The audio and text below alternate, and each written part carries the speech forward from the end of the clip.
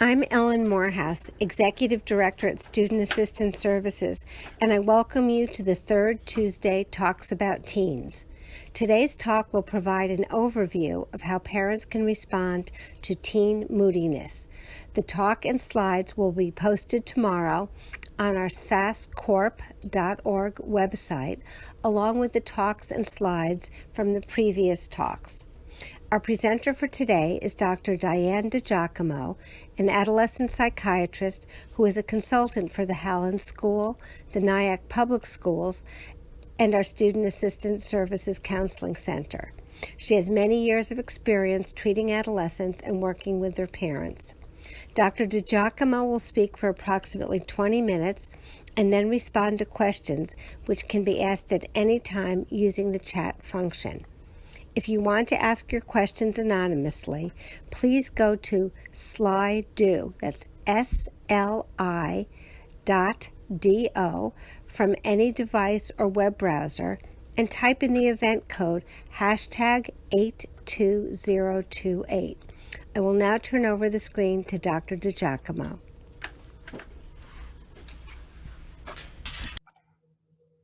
Thank you, Ellen. I'm excited to be here. And today's topic, as you mentioned, is responding to teen moodiness. Next.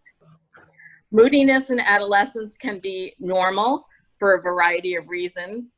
Teens are known for their one-word answers, their eye rolls, talking back, sullen silences, and slamming doors. Your once sweet and affectionate child has now entered puberty. Puberty is the period during which adolescents reach sexual maturity and become capable of reproduction. For girls, it occurs earlier than boys, usually between 10 to 14 years old, and for boys, the physical changes occur between 12 to 16 years. Next. So the hormone effects in puberty, I consider it's known as whatever. You have estrogen and testosterone, which can produce aggressive behavior, including increases in risk-taking and depression. You also have allopregnanolone, which is THP. It's a chemical that normally in children and adults helps soothe and provide a calming effect during stress, but it becomes an antagonist during puberty, and it no longer serves as a soothing, calming role. It's much more of an agitator and increases anxiety in teens. The psychological maturation is influenced by neurosteroids, which act on mood, anxiety, libido, and other behavioral functions. Puberty is a time when kids are more vulnerable to emotional and behavioral problems. In fact, females at this time are twice as likely to develop anxiety and depression compared to when they are children. Next.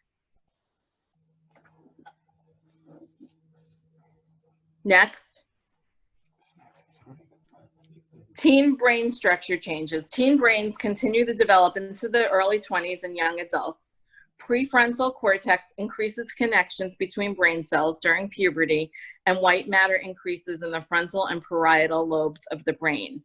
Thus, the reasoning, judgment, and complex decision-making capacities in adolescents are not fully formed yet, and the impulse control and emotional regulation remain hot-button issues. So when I said, are you ready to grow up yet? When you say that to your teenager, no, they're not ready. They're not capable of that yet at this time, and they can't act like adults. So teen mood swings are most volatile in early adolescence, and then they stabilize. The good news is by age 16 or 17, most teens are coming around and they are able to be ready to start thinking more maturely with more abstract thinking capacity. And that's a time when they are transitioning to more real world decisions and stressors and anxiety. A Dutch study showed that teen boys have a decreased capacity for empathy between ages 13 to 16, and that's biologically based. Next. Why don't you grow up and act like an adult? Adolescents' actions are guided more by the emotional and reactive amygdala part of the brain, less by the thought and logical frontal cortex. They are more likely to act on impulse, misread social cues and emotions, get into accidents, fights, engage in dangerous or risky behavior. Next.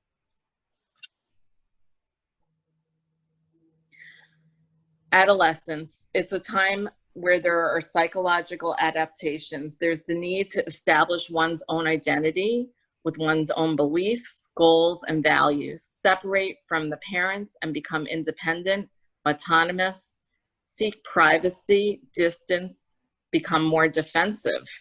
I often hear parents say that teens are holed up in their room. Often they're on video games, socializing with friends. Sometimes they're on chat things with their friends or texting. Sometimes they're just watching movies, but they very much want their own space. There is less overt affection towards parents. So kids who might have cuddled up before, watched movies together, held hands, are not looking for that at this stage. They're looking to create some distance. During the stages of life, Erickson characterized adolescence from ages 12 to 18 as the identity versus role confusion stage, where an adolescent must develop a sense of self. And when adolescents do not make a conscious search for identity, or they're pressured to conform to the parents' ideas for the future, they develop a weak sense of self and will need to find themselves as adults. Next. There are many stresses and pressures on teens during adolescence: bullying, social media, gender and sexual orientation, substance use and abuse, family stressors, which could include things that are changing in the family: divorce, economic changes, family discord. There's more academic demands and frustration. There's a long day for the adolescent. They get up at 5:30, 6 in the morning. They have sports and jobs, and they might not be able to get all of their things done and be ready for bed until 10 or 11 at night. Chronic illness or autoimmune disease can develop at this age. There could be death of a family member, moving or changing schools, or too many activities and too high expectations. Next. So what's a parent to do? It's important to recognize that due to the biological and brain structure changes, that moodiness is common in teens. I would advise parents to keep calm, breathe, count, realize that you are the adult and you have the full capacity and skills and develop brain to control your response and to show positive parenting responses, emotional self-regulation. Develop your support network of friends, maybe a medical professional, school professionals. Listen and acknowledge your teen's feelings, thereby creating a safe atmosphere for them to be able to blow off steam with you. And you can hear them out. Set clear expectations, boundaries, and rules without engaging in negative emotion cycles, name calling, and never use the words always and never. Promote an open dialogue. Don't shut out or punish for bad behavior. And most importantly, don't take it personally when they're being sassy, sarcastic, even rude, or as a sign of disrespect. Remember the changes that are going on at this time. It is a balancing act between structure and space at this age. You need to help your teen establish healthy sleep habits with limits on electronics, because sleep is very important for the growing adolescent's body and brain at this time. The adolescent actually needs more sleep than previously, a good 9 to 10 hours of sleep, but because of the way the body works, as you learned in the sleep presentation, adolescents actually have more of a delayed sleep phase onset. So they go to bed later and they wake up later, and they're really actually getting less sleep. And there are many social reasons why they're getting less sleep. So help them structure that in a non-judgmental way, an informational way. Make time for breakfast and snacks. A lot of kids I hear tell me that they don't eat anything till they come home after school. And we all know about the idea of hangry. Give them space, yet stay connected. I actually consider this is the time I remember being in the house a lot where my kids would need me, but it was not at times when I needed them or wanted to be with them. So sometimes you might be in the house and you'd be there for hours, and that would be the day that that maybe they needed you only for 10 minutes, but those 10 minutes were very important. Help create more opportunities for positive experiences in their life beyond you and your home, including in the community, at the school, with sports, volunteer work, music, art, and other community experiences. Work with your teen to generate multiple possible solutions that they can own and don't feel like are put on them by you. So what is typical versus troubled behavior regarding moodiness? So as I said, moodiness can be normal, particularly it's most volatile in early adolescence. But it is temporary and it lasts for short periods of time. You should be more concerned that an adolescent is troubled when these symptoms or signs can last for 2 weeks or more, when they are chronic. You're going to look at 3 areas. You're going to look at duration, domain, and distress. So if an adolescent is in severe distress or moderate distress, that's a red flag. If it's happening in more domains than just at home, if it's happening with friends and school, that's a red flag. And if it's going on for a period of time. So these red flags of depression or other psychiatric disorders can include appetite and sleep changes, withdrawal from friends and family, not just family, little interest in previously pleasurable activities, feelings of depression, irritability, and other mood issues, sadness, tearfulness, feeling tired or very low energy, more than would be expected, feelings of guilt or self-worth, low self-esteem, difficulty concentrating and unable to perform with failing grades, skipping classes, thoughts of suicide, recurrent thoughts of death, suicidal plans or self-harm, failing grades, as I mentioned, repeated threats to run away or leave the home. And again, like I mentioned, signs and symptoms are present for 2 weeks or longer. Next. Where can you obtain help? I encourage you to speak with your child's medical professional that's known them from an early age or birth, the pediatrician or family doctor. I also encourage you speaking with school professionals who know your student well. It could be the guidance counselor, school assistance, student assistance counselor, perhaps it could be the school social worker or school psychologist. They often have very good referrals for mental health in the community. Other sources of information could include your employee assistance program, local medical or psychiatric societies such as the American Psychiatric Association, the American Academy of Child and Adolescent Psychiatry, the American Psychological Association, the local Mental Health Association or County Mental Health Department, and NAMI, the National Alliance for Mental Illness. They often have family education programs, they have groups, they have referrals, and it's very important to schedule a comprehensive assessment to identify the right treatment for your adolescent. Treatment may include psychotherapy, family therapy, cognitive behavioral or dialectical behavior therapy, interpersonal psychotherapy, or antidepressant medications or other types of medication. And my resource pages include some articles and resources, as well as referrals to suicide hotlines, NAMI, places like that. I'm going to start to look. I see there was already a chat question. Oh no, it was just, if there are any anonymous questions, go to sli.do and type in the event code #82028. Again, that's sli.do and type in the event code #82028. So as I mentioned, there are a lot of real world transitions at the time when teens are starting to come out of the moodiness around age 17 and become more mature. These changes that they're dealing with when they're younger, you know, they're also dealing with, if you remember correctly, physical changes, which produce a lot of insecurity, self-consciousness, embarrassment. And this time period is tough on teens and tough on parents. But it doesn't last long. It is temporary.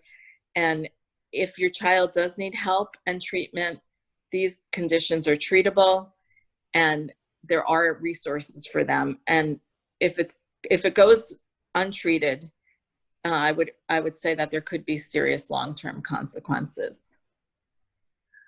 I have a question here. How does drug use impact moodiness? It can impact moodiness in several ways. Initially, a teen might use something like marijuana to feel more calm, less anxious, to blend in with their friends.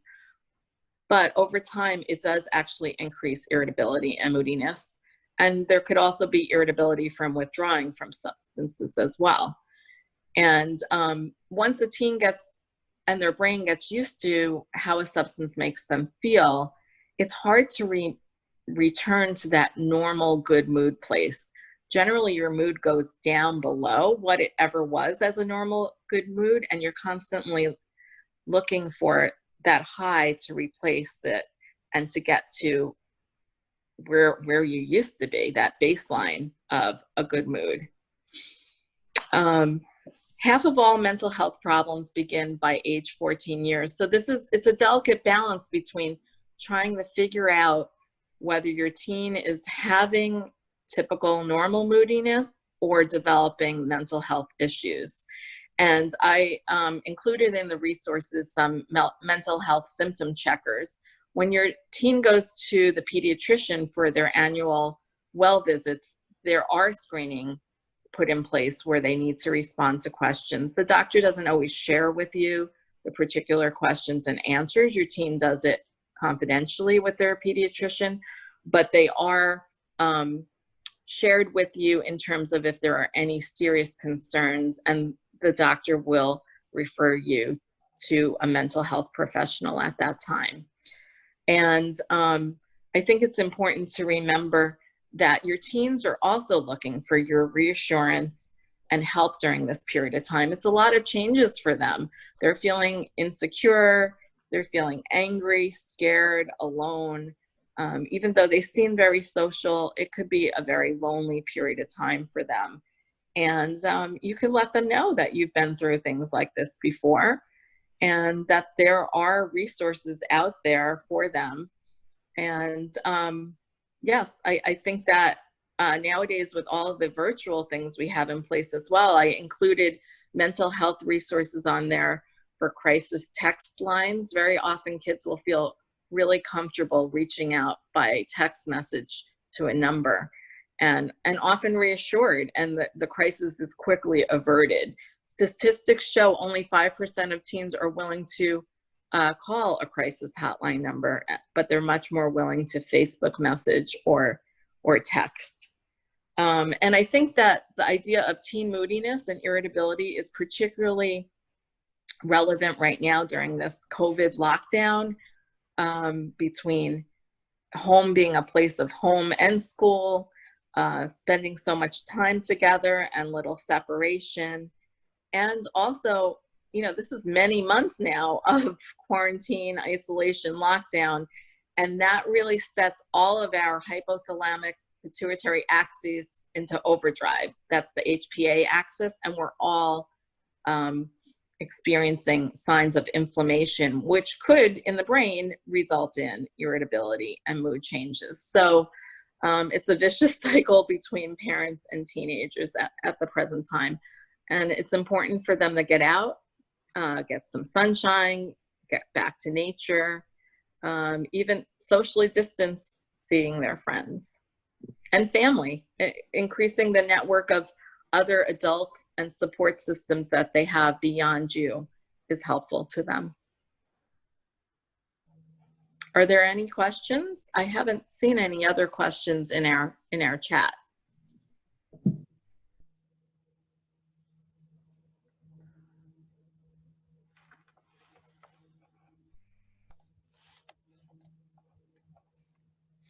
I think, this is a time when teenagers go in and they have their physical exams alone with their pediatricians. Some of them are often very uncomfortable about their bodies at those times. Often it's when they switch from, to a same gender pediatrician. And, you should feel reassured that pediatricians, when they meet alone with your teenager, are asking about questions about eating disorders, alcohol, substance use, vaping, all of those kind of things. Yes, the session is being recorded, so you could watch it later, definitely. It will be up on the Student Assistance Service Corporation website. Thank you, Dr. DiGiacomo. Next week's talk will address teen bullying, pre-COVID and now, and will feature Andrea Fallick, a licensed clinical social worker and bullying prevention consultant. I hope you'll join us again next week at noon. Thank you again. Bye.